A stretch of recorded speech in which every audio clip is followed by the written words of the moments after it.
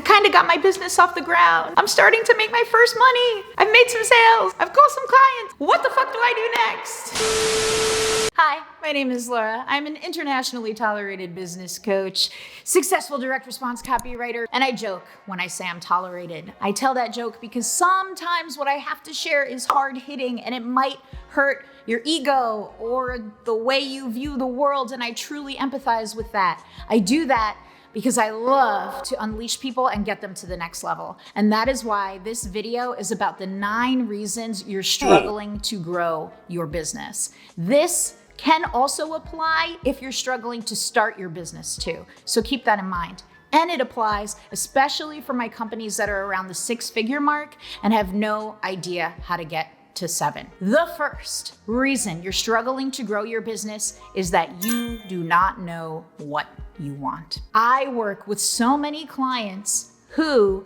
at first feel like they want to grow these huge, gigantic companies. And of course, that's all well and great. I love that shit. But what a lot of them find out as we dive in and get them clear on what they actually want is they want a nice, consistent operation with a high profit margin that gives them a lot of time to spend traveling and with their family, yet gives them incredible financial security and freedom. Now think about it. If you're that person, but you get into communities, you watch YouTube videos and you feel like, oh shit, I need to grow this gigantic company, that lack of clarity, right, is going to affect your behavior. It's going to affect your bandwidth, your energy, might even lead to some self-sabotage here and there.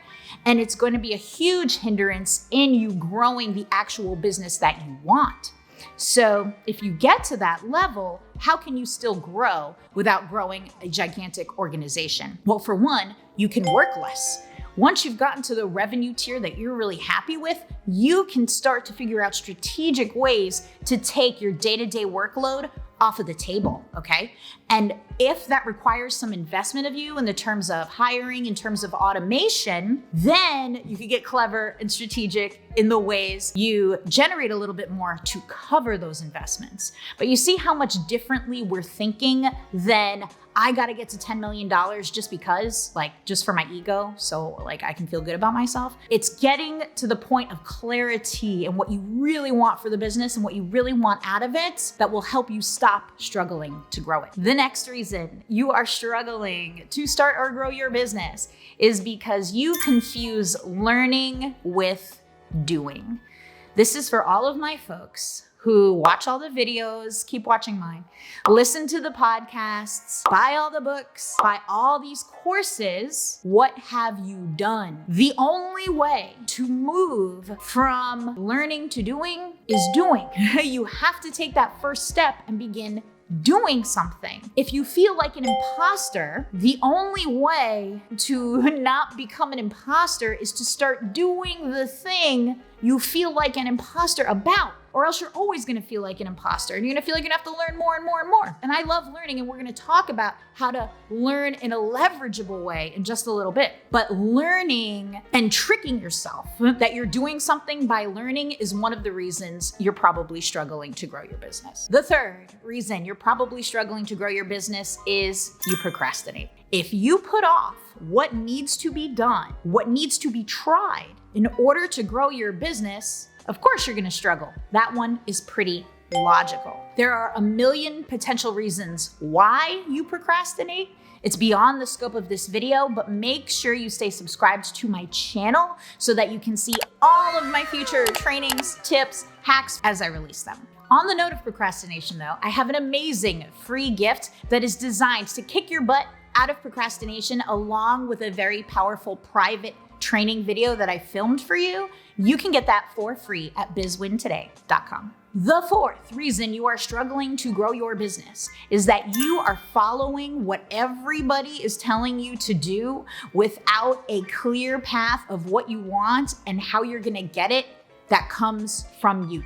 So when you see those gurus telling you, go to garage sales and start flipping, and you see other gurus telling you to set up your Pinterest account, you do a little bit of this and you try a little bit of that, and none of them get the chance to grow. You need to figure out a path for you that you are going to stick to for a while. It doesn't have to be forever.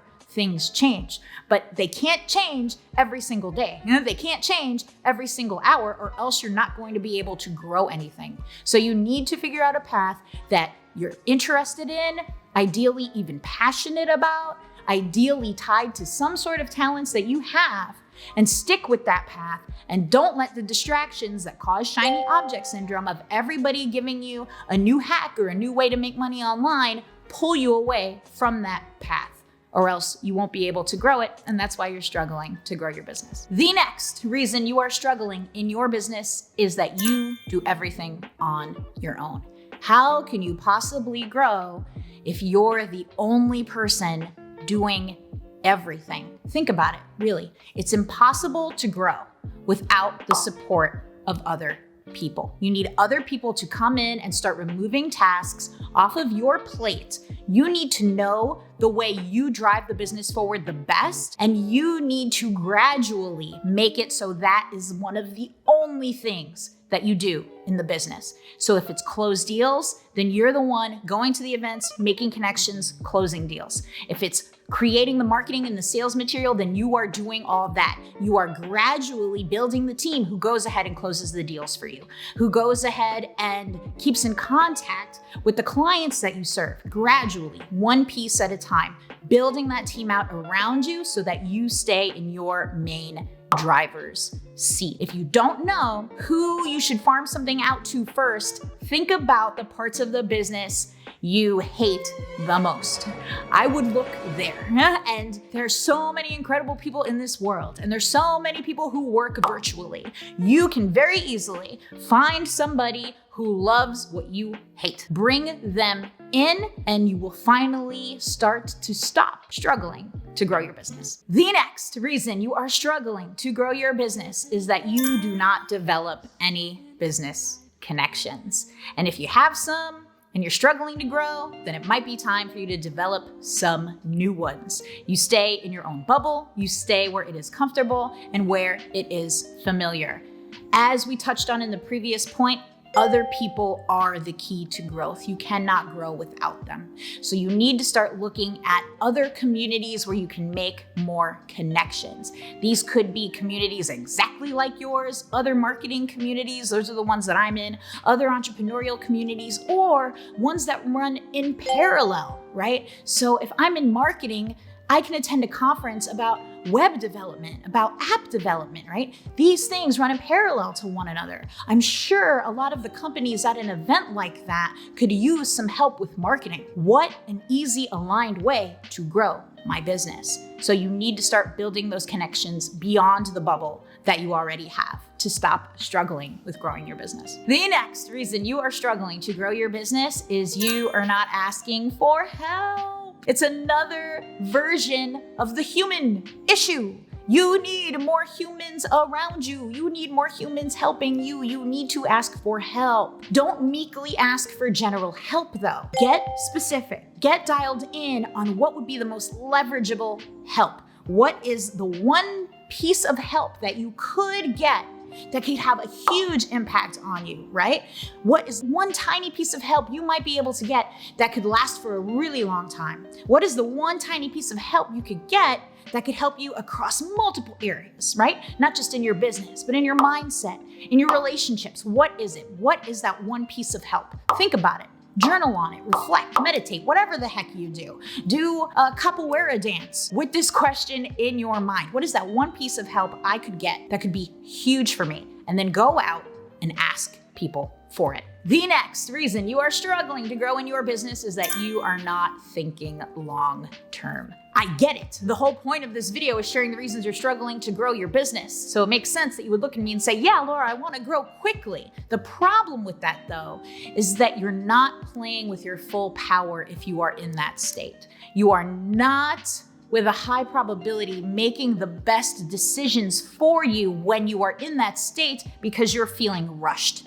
If you feel like I need to grow now, you might do something crazy like put an ad campaign out there with no real planning on the funnel, without dialing into the advertising strategy, without having a back end in place. And what will you end up doing? You might end up burning resources, burning money.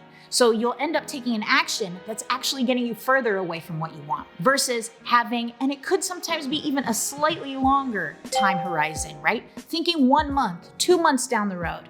If you want to have your new campaign online by then, you can plan it out. Here's how we're going to go to market. Here's pre-launch. Here's the back end. You see, versus this rushing in the moment because you want to grow your business stat. So start training your brain. Think about planning. Think about what you're going to do should something break. Okay? When you're thinking long term, you have the power to do that. When you're thinking really short term and something breaks, you're like, shit, I didn't meet my goal in time. And then the feeling of being fucked compounds. But if you have months, if you have years and something breaks, you can say, oh, okay, like this happens. What am I gonna learn for it? How are we gonna modify? What are we gonna do next? The last reason you are struggling to grow your business is because you are trying to beat your best instead of building systems to raise your average. Another factor to consider there is beating your worst. But let's start with this desire so many of you guys have to beat your best. Wow, I had my first 10K